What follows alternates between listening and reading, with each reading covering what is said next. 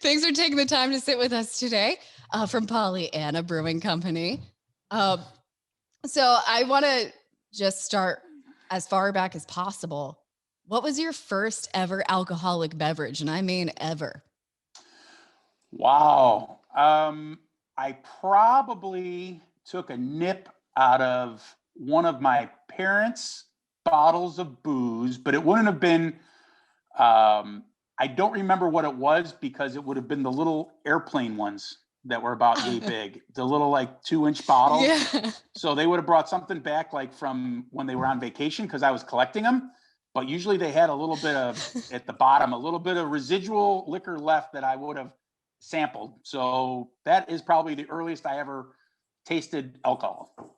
The little airplane bottle specifically too. So did you like just get what was left in that one bottle, or did you ever try to put like all the residuals together to get like a shot?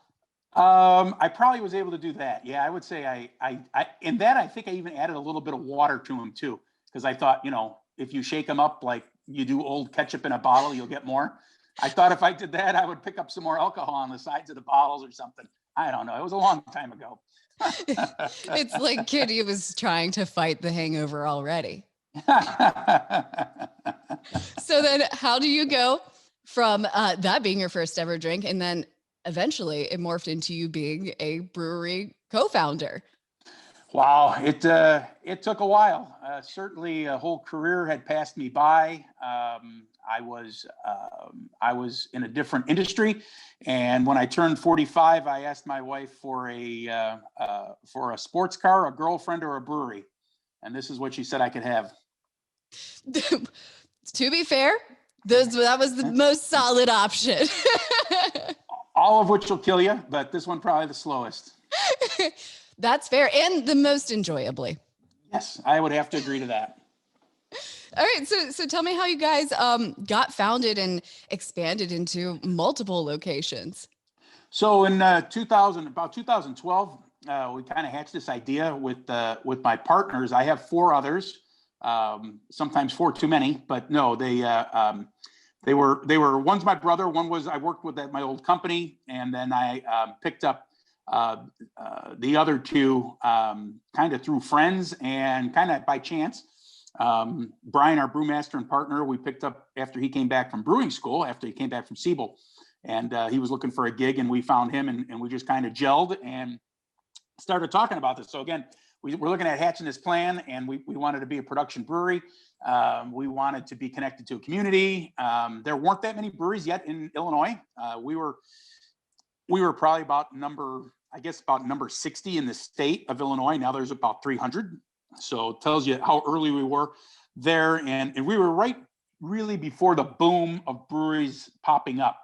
And we just decided it was something that we were going to go in full time with. And enjoyably, we all liked each other's company, and we certainly like craft beer, and we love talking about it. And we just got real excited to get in on this, and we thought we were gonna, kind of like make great beer, make millions of dollars, and have a lot of fun. And right now, I guess I'd say we've had a lot of fun.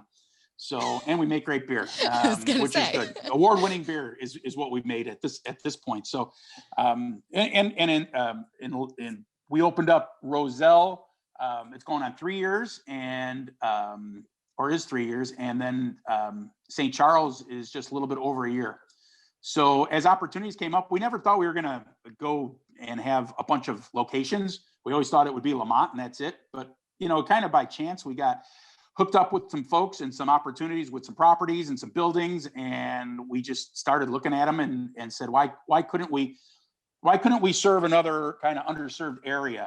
Lamont definitely didn't have anything near it at the time. And certainly Roselle didn't when we moved in. And St. Charles was pretty new to the breweries as well, but now they have several out there too. We're actually one of 5 out in St. Charles. So, all good that we were looking to expand. And now, I guess our latest expansion within the brewery is us having spirits. So I know this is about beer, but since we're talking alcohol, let's get down to it. And I guess the beginning of my origins was with those little bottles of alcohol. But yeah, with the distillery just opened up, just started producing this past week. So that's brand new to us. So are you guys going to be doing a cocktail menu and all of that stuff too? Yeah, we want to do the cocktails. That was kind of the next thing, was the craft cocktails. We've been very successful with beer, but the cocktails, we wanted to roll it out in St. Charles, then we'll roll it down to Roselle, and then down to Lamont. But the cool part about St. Charles is the area that we're in, and the building that we're in has a lot of kind of the roaring 20s type of feel to it. And since we are in the 20s, I guess I'd say we're at that Great Gatsby type of feel to things right now, where people are going to want to come back out after COVID for sure, and party for a while. I think for a long time, as long as the pandemic doesn't go backwards. But the thought there is to have cocktails. Kind of, we're going to limit ourselves to bourbon whiskey, which we're going to start to age right away. We're going to have gin. We're working with another distillery, Whiskey Acres out of DeKalb, that we're going to have some of their spirits that we've chosen in their barrels. So besides the gin, white rum, white whiskey, and tequila, agave, and then maybe some other liqueurs that we're looking to make as well. What are the odds that we're going to get any of those in the tiny bottles? I think the tiniest bottle we're going to have is a 375. So that would definitely be the tiniest. Well, I mean, we're going to have some cool glassware to drink out of. Yeah, for now, for sure. So in a couple of years, I'm going to be getting on my flight. I'm going to be like, hey, that's Pollyanna liquor. I know how he got inspired for this. There's probably a market for it, right? I would think. Oh, yeah. For travel-sized liquor that I can put into my purse and sneak around everywhere, yeah, I would say that there's a market. The market's me, but it's there. So one of the best things about breweries and bars in general is all the interactions between people that we get to have. It's a watering hole, but the beer is as much a part of it as whatever conversation. So what is a conversation or just an interaction that you've had with somebody, either a customer or regular, or just because of the brewery, that really sticks out in your mind? Oh, you're not talking like a complaint. You're just talking more of a... No, just human, person to person. Like when I was bartender, I used to love my regulars. And of course you always had the couple that maybe you didn't love so much, but like, I would love having conversations with my regulars all the time. And like this doctor would come in every day and just have a beer and tell me about like this beautiful baby that he like helped bring into the world, or like things like that. And it always stuck out to me, and it was one of the reasons why I love bars and breweries so much.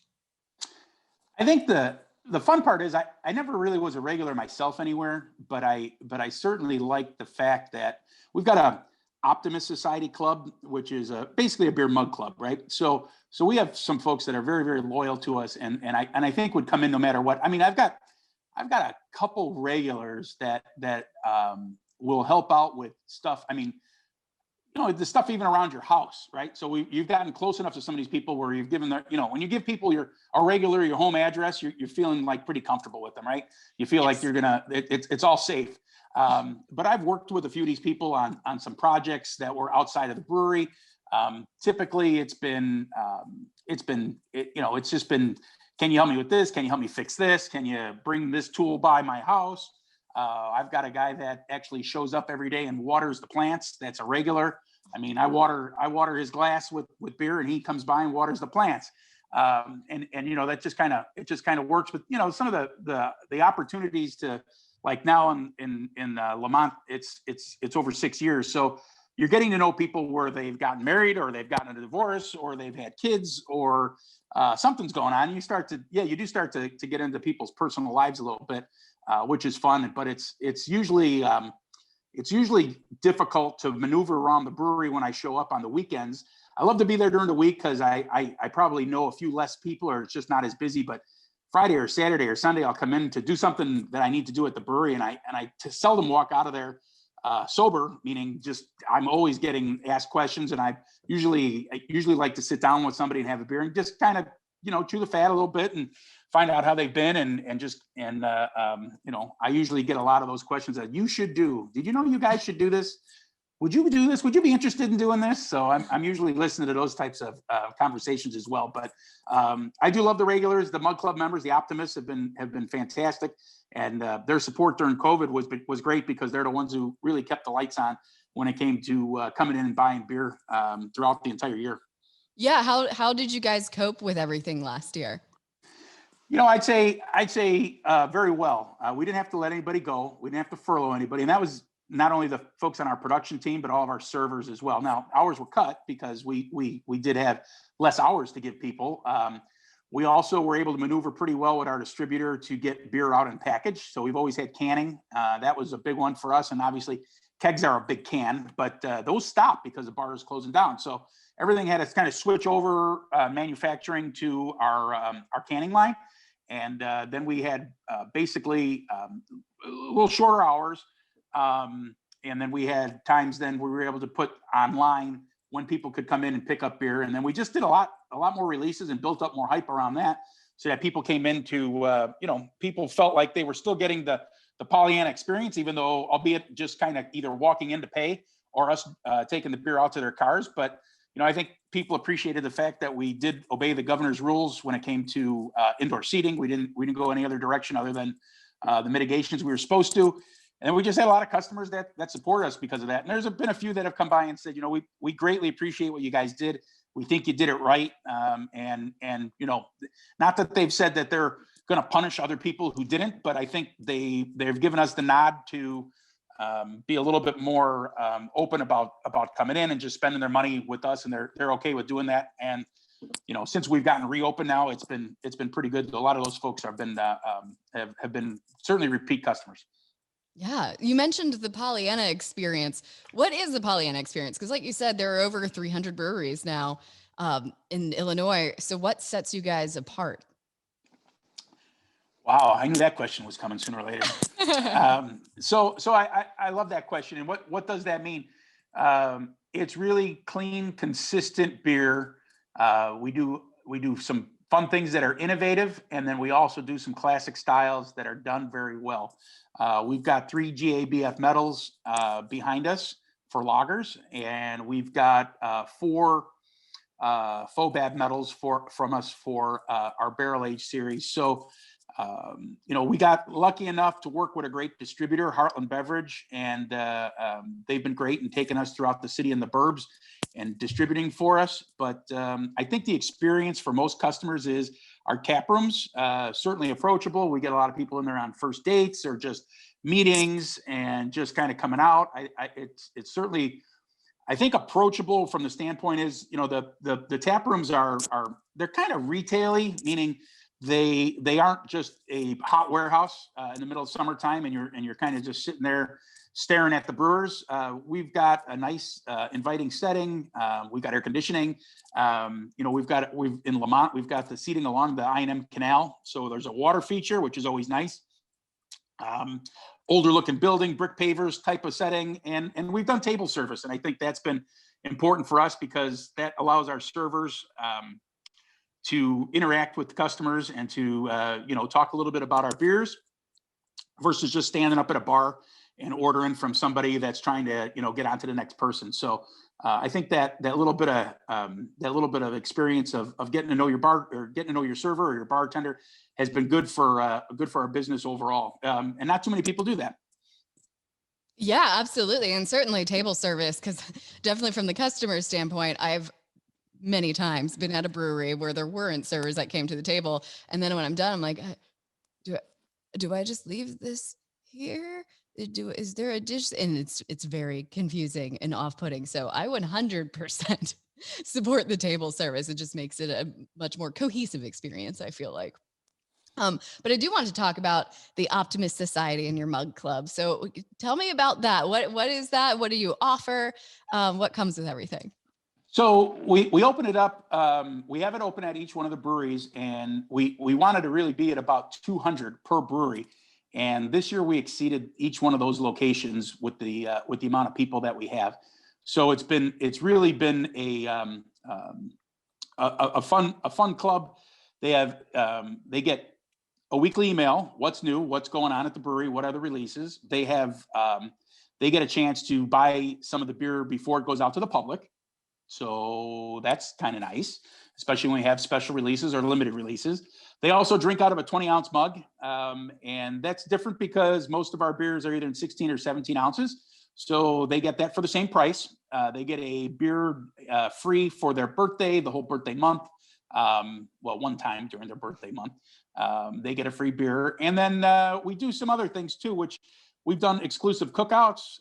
We've done bus trips between the breweries, and we've done a bus trip to the Schaumburg Boomers game because we're a sponsor out there. And that's been part of our Roselle group that goes there. So, they get a keychain as well that gives them 15% off merchandise. And that kind of gives them their, they show that they flip that to their server and they show that they're a member. And, that's how we take care of them. That's a lot of bang for your buck, because it's only what, $50 a year or something like that? $50 a year. Yeah, I think, and we're pretty proud because we've been saying now we're going to keep it at $50. So I think it's going to be one of those where people, when we start to sign up for it, it's typically in between Thanksgiving and Christmas of the year prior.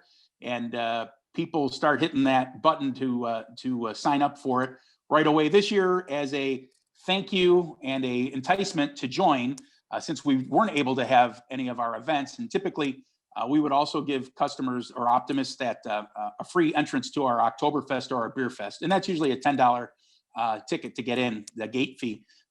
So instead, we weren't able to do that last year. So what we did is we bought everybody who joined, we got them an Optimist t-shirt. So everybody got a t-shirt sent to them as well. So besides the large mug, the t-shirts, and the keychain, you still got to buy beer. We still want you to do that. That's part of it. But, this past 2 weekends of the beautiful weather that we had here in the beginning of March, we saw a sea of t-shirts out there of our Optimists, and it was they were very loud, very proud to be wearing those. And it tickles me every time to be able to see that, especially knowing that, these folks are there for us and supporting us. And now you can really identify who some of them are. And of course, go up to them, start talking to them, because, sometimes you don't know who's an Optimist and who isn't.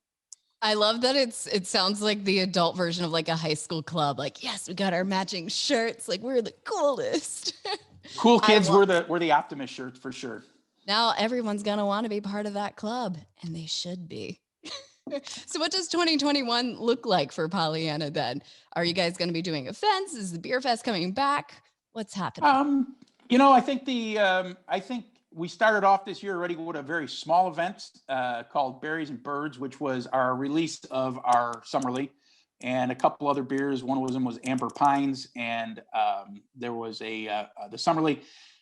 And you know what? It was just a nice way to just kind of start kicking off because of the weather too, and just trying to keep things still in the world of COVID with with the spacing at the tables and doing those things right.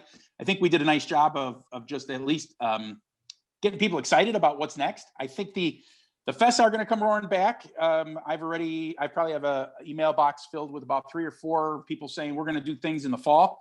And I think that feeling is after July, right? So after July, we feel like we're gonna start getting the green light on things being back open again, and the fest coming back to some extent. So our Oktoberfest we're planning that out for September 18th of this year, and some of these other events that we're going to be at are gonna happen as well. Obviously, kicking off the cocktail menu is huge. That is going to be as we're making spirits and building up inventory, probably looking at April to kick off the craft cocktail menu in St. Charles. So we may even have out there kind of a reintroduce, kind of like a re-grand opening. I guess that would be what it would be called, and invite people out to say, this is what we really would have liked to have done out of the gate. And we weren't able to do it last year, but we're doing it this year. So oh my God, definitely very optimistic. If you're familiar with Pollyanna, what it means. No, please tell me. So Pollyanna means irrepressibly optimistic. So it's a noun or a verb, and you could be a Pollyanna or you could be Pollyannish. So you're always looking at the glass half full or always looking on the bright side. So that's how it's been nice to be able to have that as our kind of our saying throughout this entire time, because we are always looking on the bright side. And you want to do everything you can. You want to be open. You want to have everything safe for customers, and you want to keep them healthy. Unfortunately, we did lose 2 optimists over COVID. 2 of our Mug Club members passed, and it was just, one was through COVID, and the other one was another reason. But still, to see people that you've been having fun and drinking beers with pass makes you realize that you're going to enjoy this. You're going to enjoy the hell out of this when it all comes roaring back, even more. 100%. And I have to ask it, what is your favorite beer that Pollyanna has to offer? Wow. I know. They're your children. I know. Yeah, I know. So they are. And I look at it from a couple standpoints. One is if I haven't had it in a while. So some of the seasonal beers I really look forward to. I kind of tee off on them, so to speak, when they come back out. Summerly, certainly one of them. I love our Oktoberfest beer. I could drink that all the time. I think that I wish it was around all the time, but it's not. And then I kind of look at the beers by like how much time I have and what am I doing, and if I'm going to sit there for 2 hours or 5 hours or how that's going to be. So everything kind of has a rhyme or reason on what I'm gonna start to enjoy. But I love our sour series. I really get into those. They're usually less ABV to them, so having some more of them.